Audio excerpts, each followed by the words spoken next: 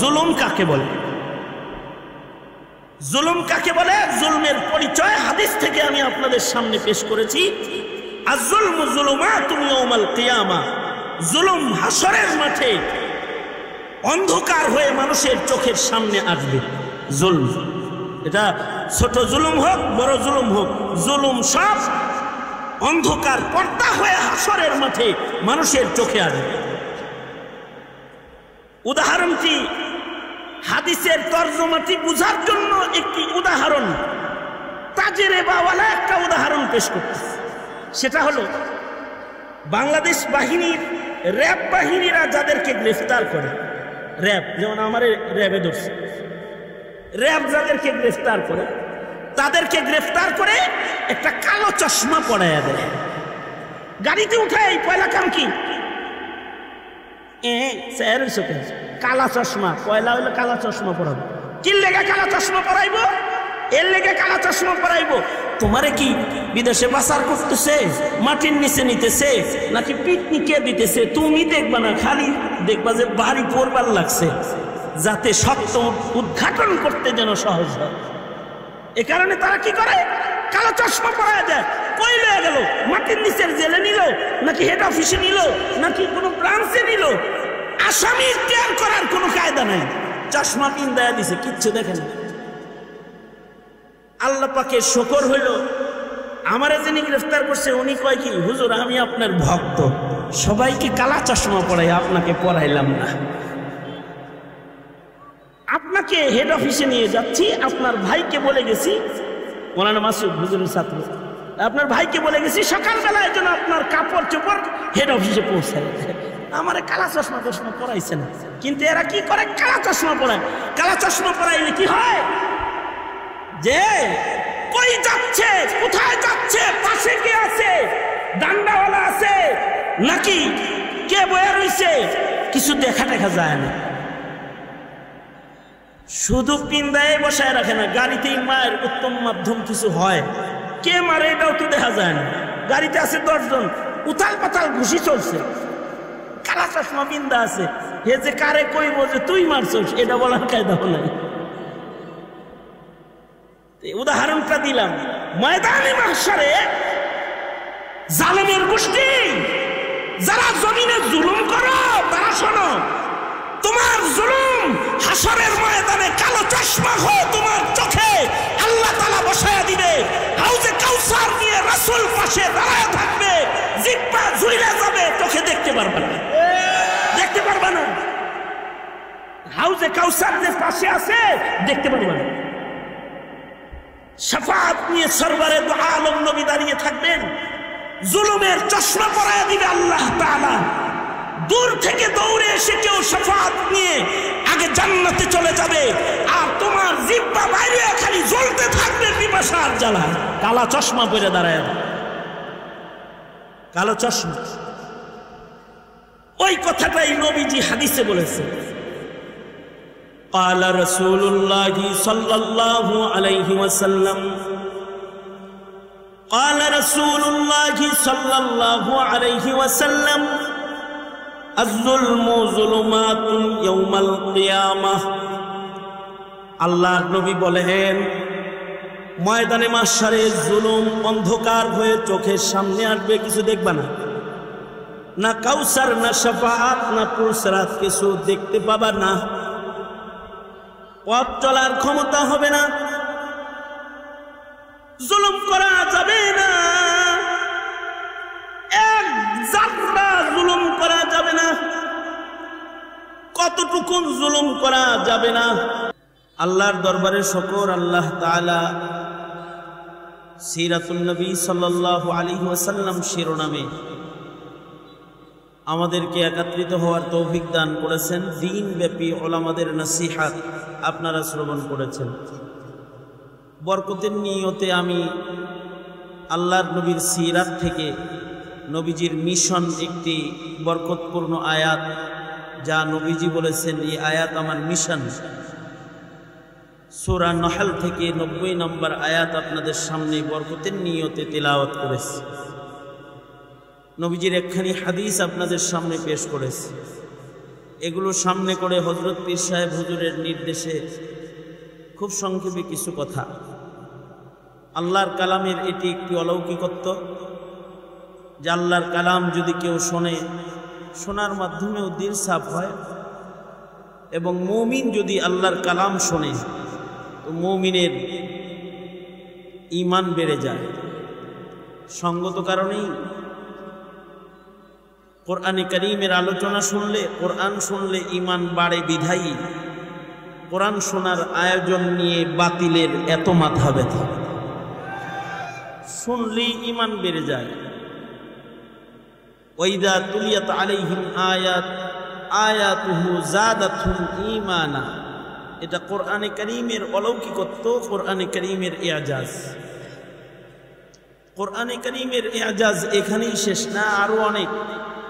কোরআন যদি কেউ, কোনো কাফের যদি কোরআন শোনে তো কোরআনের অলৌকিকত্ব ওই পর্যন্ত যে কোরআনের তিলাওয়াত শুনলে, কোরআন শুনলে, কোরআনের কথা শুনলে কাফেরের দিলের কুফরি ঝরে যায়। এ কারণেই আল্লাহর রাসূলের প্রতি নির্দেশ ছিল, উতলু মা উহিয়া ইলাইকা মিনাল কিতাব, আপনি আপনার উপরে অবতীর্ণ কিতাব থেকে পড়ুন, তিলাওয়াত করুন। আর মুমিনদের প্রতি নির্দেশ হলো ফাসতামিউ লাহ, তোমরা শোনো, শুনলে উপকার হবে। আর নবীজিকে তিলাওয়াত করতে বলেছেন, তিলাওয়াত করলে কাফেরদের কানে তিলাওয়াত গেলে কাফেরের কুফরি ঝরবে। নবী আলাইহিস সালাতু ওয়াস সালামের তিলাওয়াত শ্রবণ করে কোরআনে কারীমের একটি আয়াত শুনেও বহু কাফের মুসলমান হয়েছে। যে আয়াত শুনে সর্বাধিক কাফের মুসলমান হয়েছে সে আয়াতটি আমি আপনাদের সামনে তিলাওয়াত করেছি, এই নিয়তে যে কোনো বয়ান যদি নাও হয় একবার পড়লাম এটিও কম নয়। ওমর ইবনে আব্দুল আজিজ রহমতুল্লাহ আলাইহি এই আয়াতকে জুমার খুতবায় লিখে দিয়েছেন এবং নির্দেশ করেছেন, জুমার নামাজের খুতবায় এই আয়াত সবার কানে কানে পৌঁছায়া দাও, এতেও মুমিনদের ঈমানি ফায়দা হয়। এই আয়াত যেদিন নাজিল হলো আল্লাহর রাসূল সাল্লাল্লাহু আলাইহি ওয়াসাল্লাম বসা ছিলেন, হযরত জিবরাইল আয়াত নিয়ে আগমন করলেন। নবীজির কপাল ঘামতেছিল, ওহীর আসারাত দেখা যাইতেছিল, কারণ নবীজির উপরে প্রত্যাদেশ অবতীর্ণ হলে, ওহী আসলে বোঝা যেত যে এখন ওহী নাজিল হইতেছে। কারণ কোরআন তো ভারী জিনিস, এটা যখন নাজিল হইতো তো নবীজি ঘেমে যেতেন। যদি উটের পিঠে সওয়ার থাকতেন তো কোরআনে কারীমের ভার উট বরদাস্ত করতে পারত না, উট নবীজিকে নিয়ে বসে পড়ত। হযরত আলী রাদিয়াল্লাহু আনহুর রানে মাথা দিয়ে একদিন আল্লাহর রাসূল আরাম করতেছিলেন, ওই সময় কোরআনে কারীমের আয়াত নাজিল হয়েছে। নবীজির জিসমে আতহার এত ওজনদার হয়েছে যে নবীজির মাথার ওজনে হযরত আলী বলেন, আমার মনে হতেছিল যে কোনো পাহাড় এনে আমার রানের উপরে রাখা হয়েছে, হাড্ডি যেন চুরমার হয়ে যেতেছে। কোরআন ওহী ভারী জিনিস, আল্লাহর রাসূলের উপরে নাজিল হইতেছে, আর নবীর সামনে একজন বসা আছে যিনি এখনো পর্যন্ত কালেমা পড়ে ঈমান আনেন নাই, কুফরের হালতে আছে। কিছু সময় পরে সে জিজ্ঞেস করলো, আল্লাহর নবী আপনার কাছে কি কোনো প্রত্যাদেশ অবতীর্ণ হলো? হ্যাঁ, একটা বরকতি আয়াত নাজিল হলো যা আমার মিশন। আল্লাহর রাসূল সাল্লাল্লাহু আলাইহি ওয়াসাল্লামের কাছ থেকে সে তিলাওয়াত শুনতে, আয়াতটি শুনতে আগ্রহ প্রকাশ করে। যোগ আল্লাহর নবী, যা নাজিল হয়েছে আমার সামনে সবার আগে এটার তেলাওয়াত আমি শুনতে চাই। আল্লাহর রাসূল তেলাওয়াত করে আয়াতটা একবার শুধু পড়লেন। সামনে বসা হযরত উসমান ইবনে মাযউন তিনি আয়াতটি শ্রবণের সাথে সাথে তিনি বললেন, এটি মানুষের কথা হতে পারে না, এমন মিশন আল্লাহর কথা ছাড়া অন্য কিছু না, আর আপনি আল্লাহর নবী ছাড়া আর কেউ না, আমাকে কালেমা পড়াইয়া দেন, আমি মুসলমান হয়েছি। কালেমা পড়ে মুসলমান হয়েছি। তাফসীরের কিতাবে আছে আকসাম সাইফি নামে এক লিডার শত শত মানুষ নিয়ে একসাথে এসে কালেমা পড়ে মুসলমান হয়েছে। আর সে ঘোষণা করেছে কুনু রুআসা ওয়ালা তাকুনু আযনাবা, আগে আগে মুসলমান হও, দাম বাড়বে, পিছে পড়বা, দাম কমে যাবে, মাথা হও, লেজ হও না। এ কারণে উমর ইবনে আব্দুল আজিজ রহমতুল্লাহ আলাইহি এই আয়াত জুমার খুতবায় উঠায়া দিয়েছে। হযরত উসমান ইবনে মাযউন যে কোরআন শুনে মুসলমান হইলেন, মুসলমান হইলে দাম কমে না, বেড়ে যায়। এমন বাড়াই বাড়ছে দাম ওনার, কোরআনে কারীমের সম্মান করেছে, দাম এত বাড়ছে যে স্মরণীয় উসমানদের একজনের খাতায় ওনার নাম। উসমান নাম উচ্চারণ করলে কিছু মানুষের দিকে জেহেন চলে যায়। পৃথিবীর শ্রেষ্ঠ উসমান হলেন উসমান ইবনে আফফান রাদিয়াল্লাহু আনহু, যার তাহারাত আর পবিত্রতার কারণে ফেরেশতারা লজ্জায় দাঁড়িয়ে যেত কাতার কাতার হয়ে। ইন্নাল মালাইকাতা লা তাস্তাহি মিনহু, ছিলেন খলিফাতুল মুসলিমিন, মুসলিম জাহানের তৃতীয় খলিফা, আশারায়ে মুবাশশারা আসহাবে বদরদের অন্যতম একজন। পাশাপাশি আল্লাহর রাসূল বলেন ওসমান হলো রফিকি ফিল জান্নাহ, সে আমার জান্নাতি বন্ধু। নবীজির দুই কন্যা নবী ওনার কাছে পরপর বিয়ে দিয়েছেন। আরেকজন উসমান হলো উসমান ইবনে মাযউন। হযরত উসমান ইবনে মাযউনকে দিয়া পৃথিবীর সবচেয়ে দামি গুরুস্থানটা উদ্বোধন হয়েছে, জান্নাতুল বাকি, দুনিয়ার সবচেয়ে দামি কবরস্থান। কারণ আশা করা যায় জান্নাতুল বাকি গুরুস্থানে কিয়ামত পর্যন্ত কবরের আযাব হবে না। নবীজির রওজা আতহারের পাশাপাশি গুরুস্থান, এখানে কি আযাব হইতে পারে? এই গুরুস্থানের প্রথম মাইয়িত হলেন উসমান ইবনে মাযউন, আউয়ালু মান মাতা বাদাল হিজরা ওয়া দুফিনা ফিল বাকি। হিজরতের পরে সর্বপ্রথম হযরত উসমান ইবনে মাযউন মারা গেছেন, ওনাকে দিয়েই জান্নাতুল বাকি শ্রেষ্ঠ কবরস্থানটা উদ্বোধন করা হয়েছে। এই কবরস্থানের মাইয়িত হওয়ার জন্য আমাদের আকাবিররা দোয়া করেছেন, কিয়ামত পর্যন্ত আকাবিররা দোয়া করবেন। আমি আমার উস্তাদ শেখুল হাদিস আল্লামা আজিজুল হক রহমতুল্লাহ আলাইকে শেষ রাত্রিতে নিজের লিখিত কবিতা পড়ে পড়ে বহু কাঁদতে দেখেছি, যে হুজুর কাঁদতেন আর বলতেন আমার কবরটা যদি বাকিতে হইত। রাজায়া বিরব্বি আন আমুতা বিতাইবাতিন, দোয়া করতেন আল্লাহর কাছে, আল্লাহ আপনি আমার কবরটা জান্নাতুল বাকিতে যদি সন্তুষ্ট হয়ে করে দিতেন। এটা দোয়া। আর আমাদের আকাবিররা শেষ রাত্রিতে সারা জনম দোয়া করে এবং করবে যে আল্লাহ আমার কবর তুমি জান্নাতুল বাকিতে করে দিও।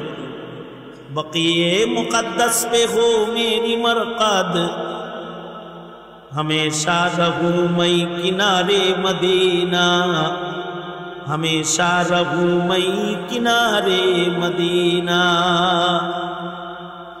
কেন মদিনায় মরতে চায়?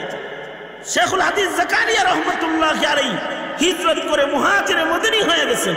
কিয়ামত পর্যন্ত বহু মুহাজিরে মদিনী হবে শুধু জান্নাতুল বাকিতে শোয়ার আশায়।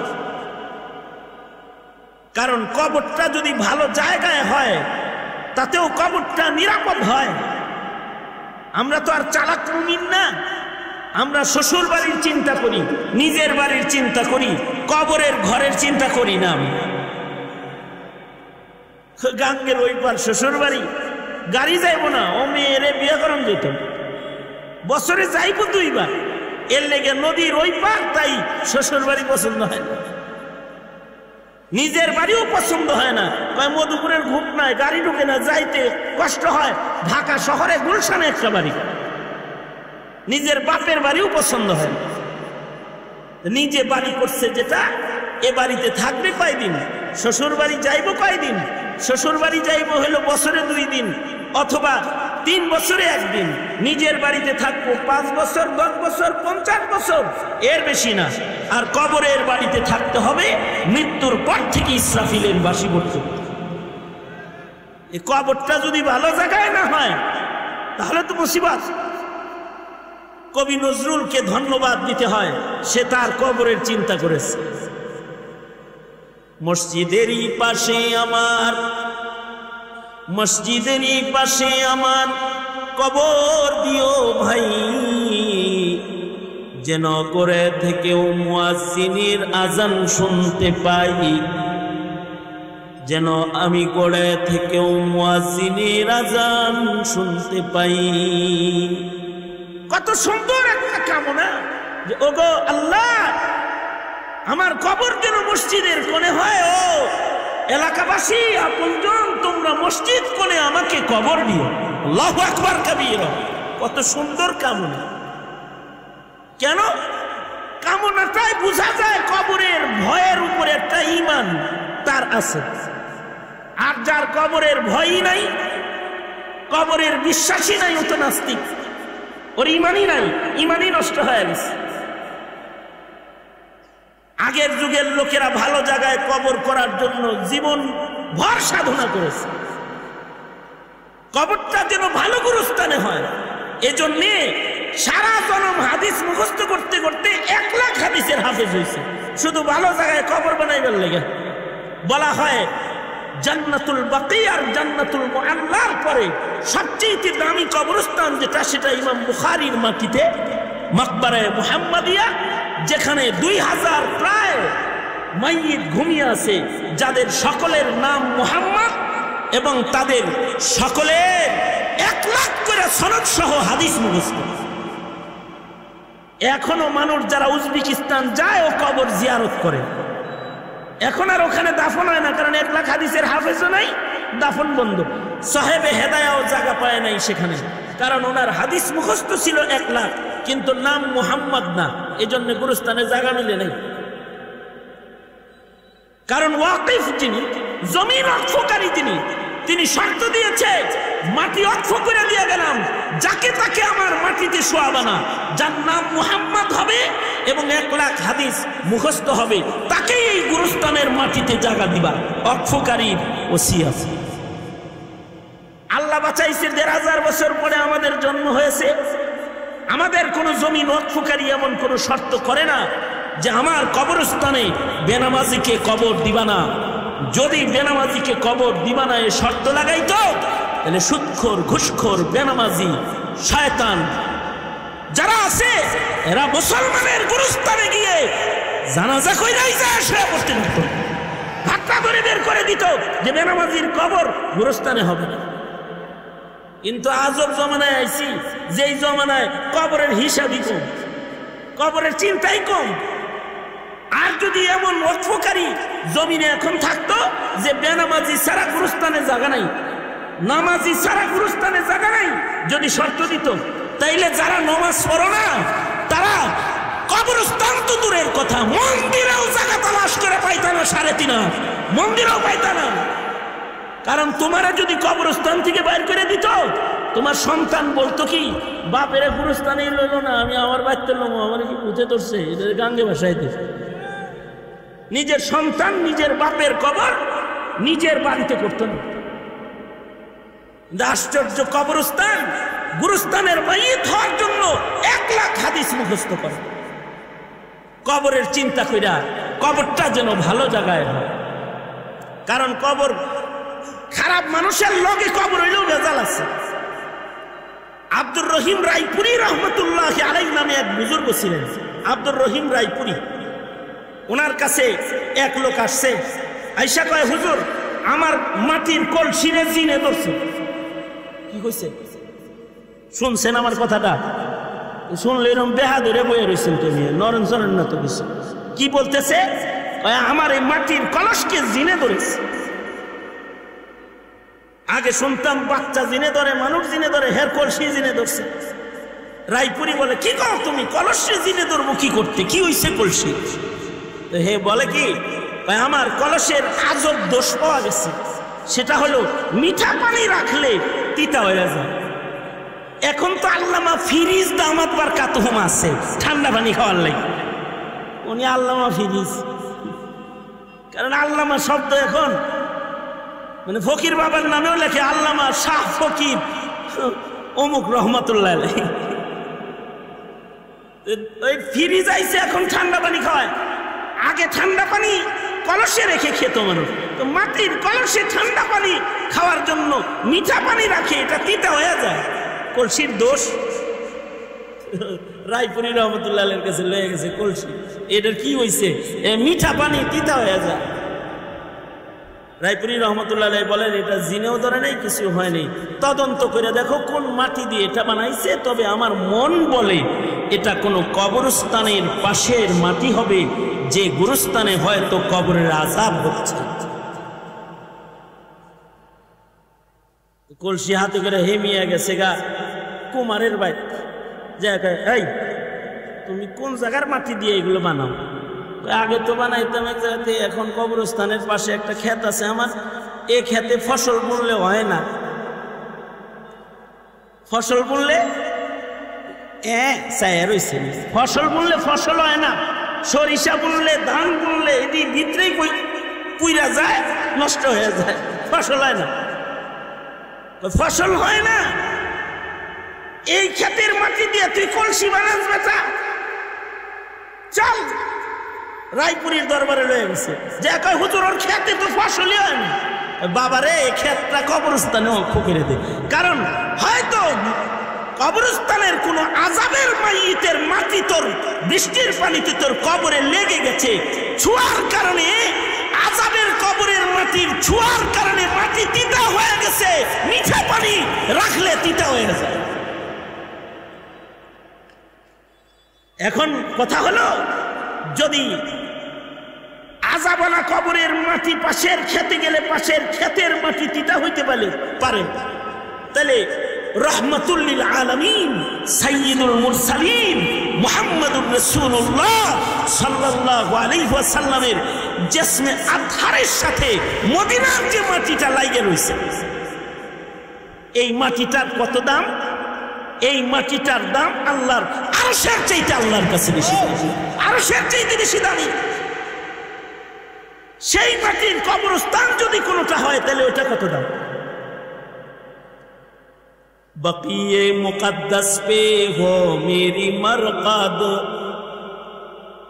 बक़ीए मुक़द्दस पे हो मेरी मरक़द, हमेशा रहूं मैं किनारे मदीना, हमेशा रहूं मैं किनारे मदीना।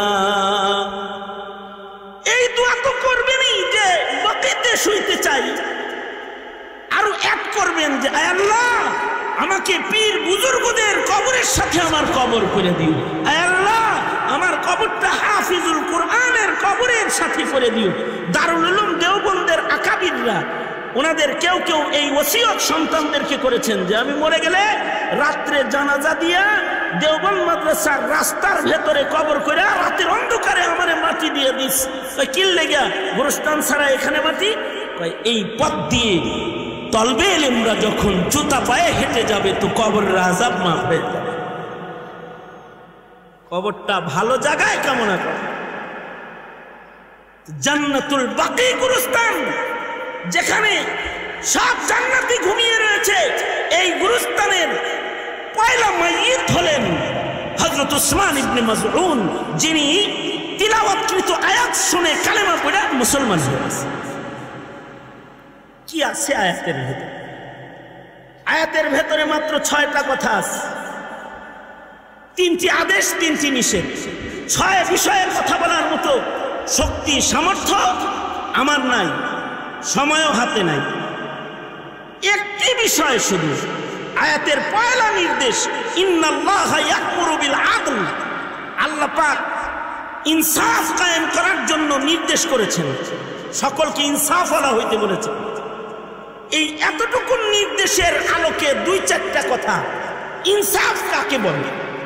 ইনসাফ যদি বুঝতে হয় এর আগে জুলুম বুঝতে হবে। জুলুম কাকে বলে? জুলুম কাকে বলে? জুলমের পরিচয় হাদিস থেকে আমি আপনাদের সামনে পেশ করেছি। আয-যুলমু যুলুমাতুন ইয়াউমাল কিয়ামা, জুলুম হাসরের মাঠে অন্ধকার হয়ে মানুষের চোখের সামনে আসবে।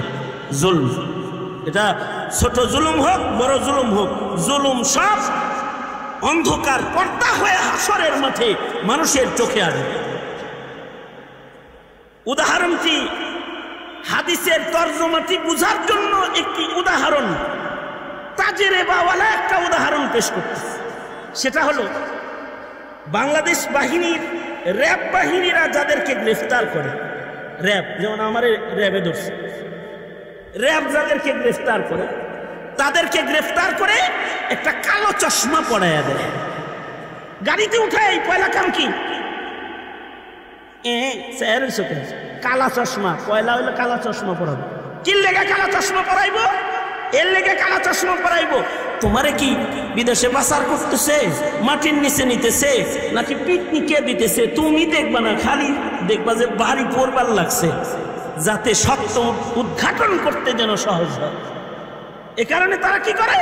কালো চশমা পরা যায়। কই লয়ে গেল? মাটির নিচের জেলে নিল, নাকি হেড অফিসে নিল, নাকি কোনো ব্রাঞ্চে নিল? আসামি টের করার কোনো কায়দা নাই, চশমা পিন দেয়া দিছে, কিচ্ছু দেখে না।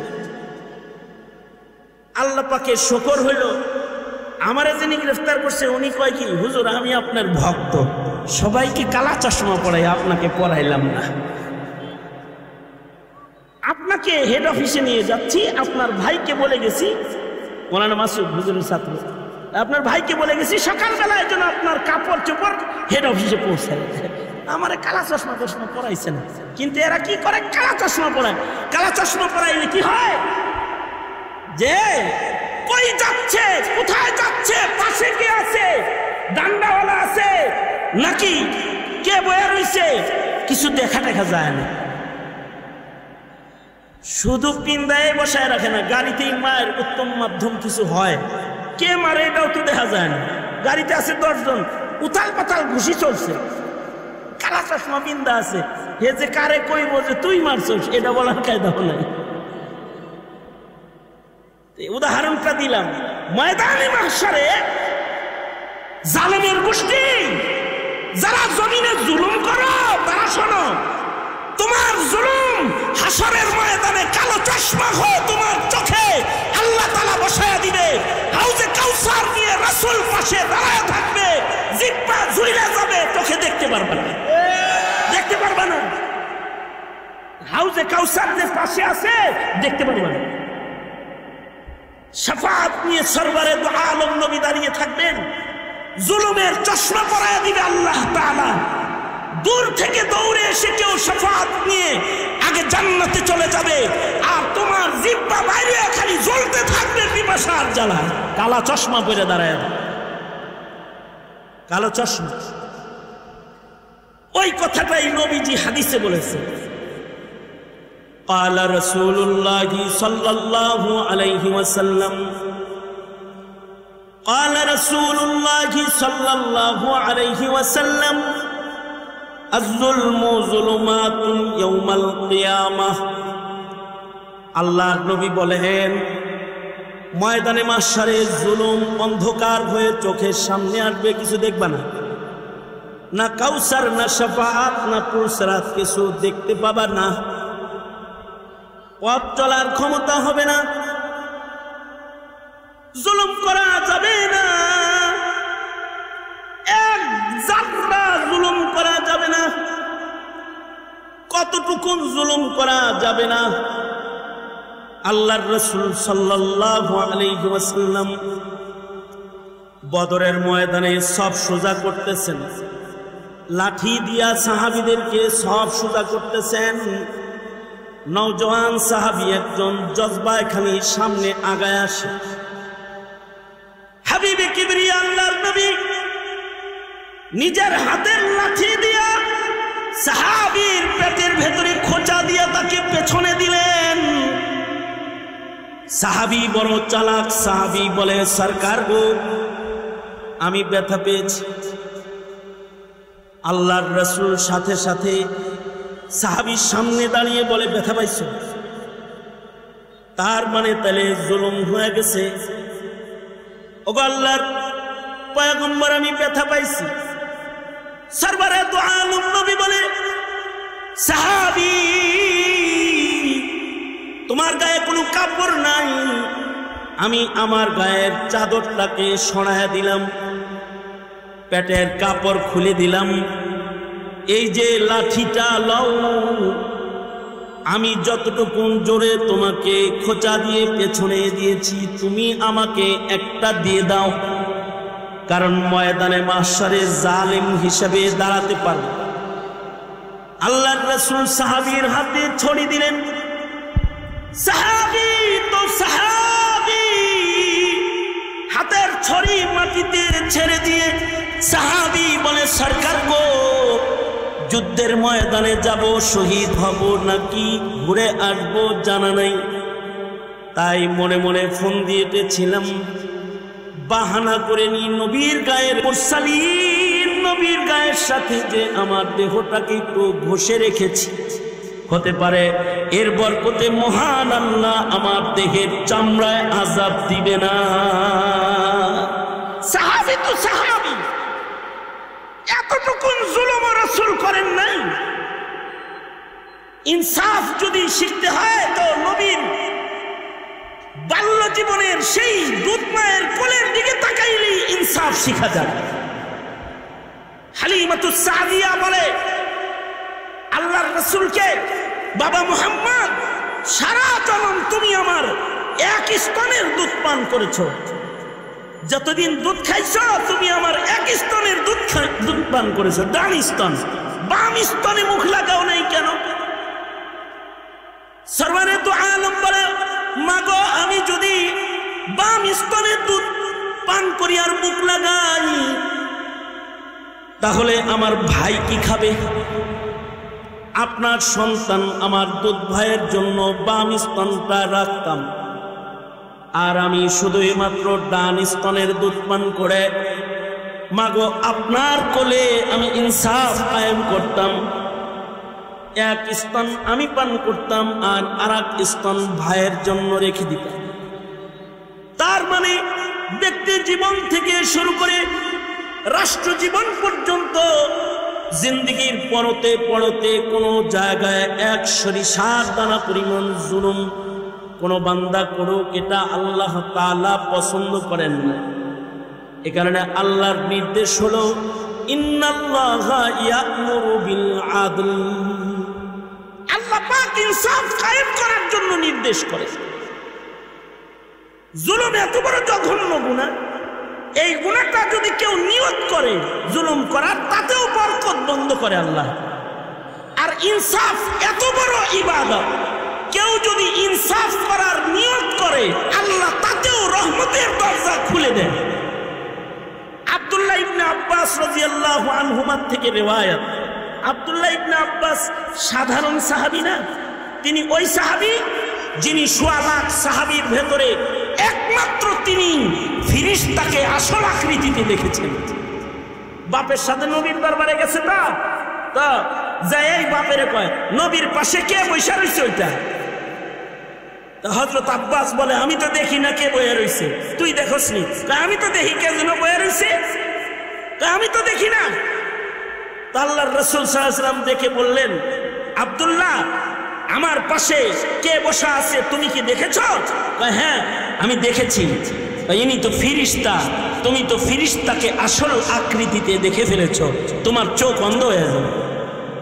কারণ আল্লাহ যাকে অদৃশ্য চালায়, জিন অথবা ফেরেশতা, এদেরকে মানব চক্ষু আসল আকৃতিতে দেখতে পাবে না। হ্যাঁ, ইয়াতাশাক্কালু বিআশকালিন মুখতালিফাতিন, তারা বিভিন্ন আকৃতিতে নিজেকে পেশ করার যোগ্যতা রাখে। যদি কোনো আকৃতি ধারণ করে তাইলে দেখা যাবে, কিন্তু আসল আকৃতিতে না জিন দেখা যাবে না ফেরেশতা দেখা যাবে। কিরামান কাতিবিনও আছে সাথে, আবার শয়তানও একটা আছে, কিন্তু আমগোর লগে দেখা সাক্ষাৎ হয় না। আমির মুয়াবিয়ার লগে নিজের শয়তানের লগে দেখা হইছে, তার সুরতে না, মানুষের সুরতে। শেষ রাত্রে দেখে কি মাথা টিপে আর কয়, উঠেন না, এত ঘুমান ঘরে কে রে? আমি আপনার সাথে সব সময় থাকি। তুমি কে? আমি শয়তান।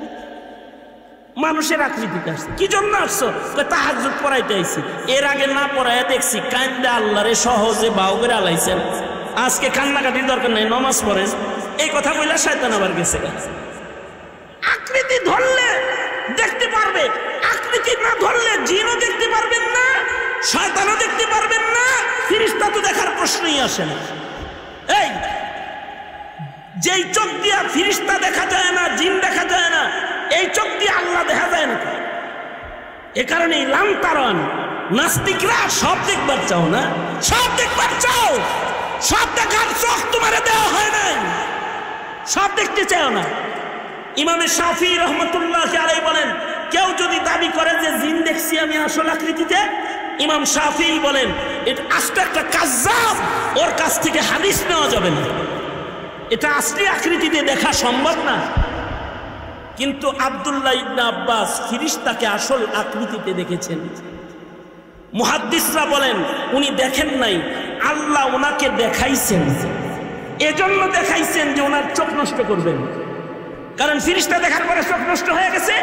উদ্দেশ্য হলো আব্দুল্লাহ ইবনে আব্বাস তুমি খালি রাসূলকেই দেখছো, ওইটুকুনি মানুষের কাছে বলো, দুনিয়া দেখা এগুলো বলার দরকার নাই, খালি কোরআন বলবা তুমি আর রাসূল বলবা। এ কারণে আব্দুল্লাহ ইবনে আব্বাস যত কোরআন বলতে পারতেন আর বুঝতেন, এতটা কেউ বলতে পারতো না, কেউ বুঝতো না। এ আব্দুল্লাহ ইবনে আব্বাসের রিওয়ায়াত, এই রিওয়ায়াতটা বলেই আমি আমার আলোচনা শেষ করে দিতেছি। শুআবুল ঈমানের ভেতরে ইমাম বাইহাকী রাহমাতুল্লাহ আলাইহি এনেছেন, ইবনে আব্বাস বর্ণনা করেন এক বাদশা শিকার করার জন্য জঙ্গলে গেছে, জঙ্গলে যে রাত হয়ে গেছে, ফেরত আসতে পারে না, তো জঙ্গলের পারেই এক দরিদ্র কাঠুরিয়ার বাড়িতে মেহমান হয়েছে। সন্ধ্যাবেলায় এই কাঠুরিয়ার গরুর পাল বাড়িতে আইছে। এই গরুর পালের ভেতরে এমন একটা গরু আছে যেই গরুর স্তনে এত বরকত যে কাঠুরিয়া দুধ দহন করলো, এক গরুর স্তন থেকে 30 গরুর দুধ বেরিয়েছে, একটার স্তন থেকে 30 গরুর দুধ বেরিয়েছে। ভালো জিনিস দেখলে কিন্তু নেতাগুলো লোভ হয়, বাদশারও লোভ হয়েছে। বাদশাটা পাখি শিকার করে কি লাভ, গরুটা শিকার করলে না, এমন গরু হের ঘরে মানা, এত রাজদরবারে মানা। মনে মনে ফোন দি গরু কেমনে নেওয়া যায়, নিয়ত করে আনাইছে গরু চিন্তাই করা। নেতারা যখন ক্ষমতার চেয়ার পেয়ে যায়, চৌরাস্তার পারে যে মার্কেটটা থাকে, হে মার্কেটের বাড়িওয়ালারা যায় পিস্তল সামনে রেখে কয়, ভাই তোমার মার্কেটটা খুব ভালো, শুনলাম বেচবা? কয় না বেচবো না। শুনলাম বেচবা, আমি কি এমনি আইছি নাকি? হয়তো বেচবি, তাছাড়া বিদার যাবি। দখল করে আনাইছে ক্ষমতার বলে, ভালো বাড়ি আর ভালো মার্কেট দখল করে ফেলাইছে। যাদের কাছে ক্ষমতা যায় এ জুলুম তারা করে বেড়ায়, এটাকে তারা মনে করে যে ক্ষমতার চেয়ারের এটা অধিকার, এটা একটা অধিকারের মতো না। রাজায় চিন্তা করে গরু এটা দখল করতে হইব, ফোন দিয়ে আসছে, চিন্তা করতেছে আজকেই যদি খায়া দেয় গরু লই, এটা বেমানান অমানবিক হয়, যাই ফেরত যাই, আবার আইসা আরেকদিন আইসা ফন্দি করে লয়ে যাব। আবার আসছে একদিন ফন্দি এটে শিকার কাটতে এসে এই বাড়িতে মেহমান হয়েছে। সন্ধ্যাবেলায় গরু আইছে, আর বাদশার নজর তো গরুর দিকে। ওই যে গরু, আজকে পাখি শিকার করতে আসে নাই, আজকে গরু শিকার করতে আসছে। গরু আসছে, কিন্তু আশ্চর্য বিষয় হলো লোকটা তার গাভীর স্তন টানে দুধ বাইর হয় না। যেই গাভীর স্তনে 30 গরুর দুধ হয়, ওই গাভীর স্তন শুকায় গেছে, অল্প দুধ হয়েছে। বাদশাহ বলে, বন্ধু এটা কি তোমার সেই গরু নয় যার থেকে 30 গাভীর দুধ বের হয়েছে? জি বন্ধু, এটা সেই গাভী। এরকম হইল কেমনে, স্তন শুকাইছে কেমনে? আগে হয়তো 30 কেজি, এখন হয় অল্প, কারণ কি? লোকটা বলে, আমার রাজ্যের বাদশাহ মনে হয় জুলুম শুরু করেছে, আমার গরুর স্তন দিয়া বাদশার জুলুম বুঝিয়ে। রাজ্যের বাদশাহ মনে হয় কোন জুলুম করেছে, এ কারণে স্তন শুকায়া গেছে। বাদশাহ মনে মনে শর্মিন্দা হয়েছে, নিজের পরিচয় আর দেয় না যে আমি বাদশাহ, কারণ যে গরু নিব গরুর তো স্তনে দুধই নেই। লজ্জায় চলে গেছে, রাতের বেলায় তওবা করেছে, ও আল্লাহ, জুলুম তাইলে এত নিকৃষ্ট গুনাহ যেটা করা লাগে না যেটার নিয়ত করলেও তুমি রহমত বন্ধ করে দাও। ওগো আল্লাহ, এমন নিকৃষ্ট গুনাহ আমি আর করব না। আমি তওবা করলাম, আর জীবনে কোনোদিন জুলুম করব না, জুলুমের নিয়ত করব না।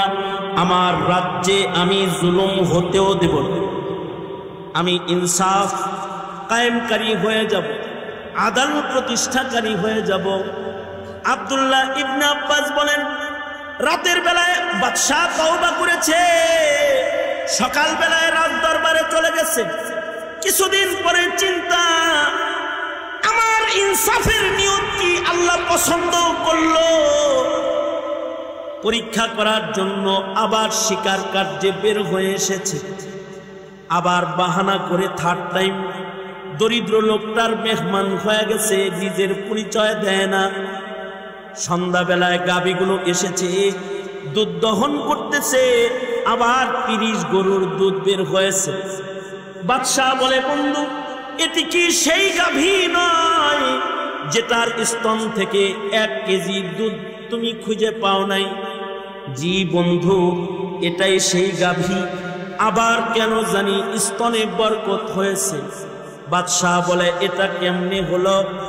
লোকটা বলে, আমার রাজ্যের বাদশাহ মনে হয় ইনসাফ শুরু করেছে। এ কথা বলতেই বাদশার চোখের পানি গড়িয়ে পড়েছে। লোকটাকে জড়ায় ধরে বলে, বন্ধু, আমি বাদশাহ, ছদ্মবেশে তোমার বাড়ির মেহমান হয়েছি। জুলুম তো এত নিকৃষ্ট গুনাহ যেটা করা লাগে না, এটার নিয়ত করলেও আল্লাহ নারাজ হয়ে যায়। আর ইনসাফ তো এত উৎকৃষ্ট ইবাদত আর সিফাতের নাম, যদি ইনসাফের উপরে চলার কেউ নিয়ত করে লয় তো আসমানের মালিক মহান আল্লাহ বারাকাতের দরওয়াজাগুলো খুলে দেয়। এ কারণে আল্লাহর নির্দেশ হলো তোমরা ইনসাফ কায়েম করো। এ কারণে আপনাদেরকে বলবো, রাষ্ট্রের ইনসাফ তো আর আপনি কায়েম করতে পারবেন না, এটা রাজাদের কাজ।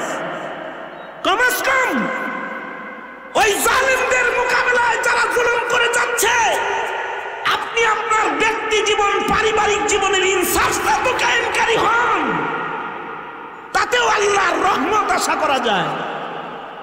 আর যদি ইনসাফ ভুলে গিয়ে জালিমের দপ্তরেই নাম চলে যায়, তবে কিন্তু খোদার গজব এসে যায়, আল্লাহর গজব এসে যায়। আল্লাহর গজব আসলে বাঁচার রাস্তা থাকে না। আজকে উলামায়ে দ্বীনদের উপরে জুলুম চলছে, নেককারদের উপরে জুলুম চলছে। জুলুম থেকে আল্লাহ তাআলা আমাদেরকে উদ্ধার করুন, ইনসাফ কায়েম করার তৌফিক আল্লাহ আমাদের দান করুক। আওয়াজ করে বলুন আমিন। বাস এতটুকুন দাওয়াত। রমাদান সামনে, ইনসাফ কায়েম করব ইনশাআল্লাহ। বলেন ইনশাআল্লাহ, বলেন ইনশাআল্লাহ। হাত তুলে ওয়াদা করেন, হাত তুলে ওয়াদা করেন, ইনশাআল্লাহ ইনসাফ ওয়ালা হব, জুলুম করব না। আল্লাহ আমাদেরকে তৌফিক দান করুন। এতটুকুন বলেই আল্লাহ তাআলা হার কিসমের জুলুম থেকে আমাদেরকে বেঁচে থাকার তৌফিক দান করুন। এ দাওয়াত, এই তোহফাটা আপনাদেরকে দিয়ে আমি আমার সংক্ষিপ্ত কথা এখানেই শেষ করতেছি। जो कुछ हुआ या रब तेरे करम से हुआ, जो कुछ होगा तेरे करम से ही होगा। আপনাদের সকলের কাছে দোয়া চাই, আল্লাহ তাআলা হযরত পীর সাহেব হুজুরকে দ্রুত শিফায়ে কামিলা আজিলা নসিব করেন।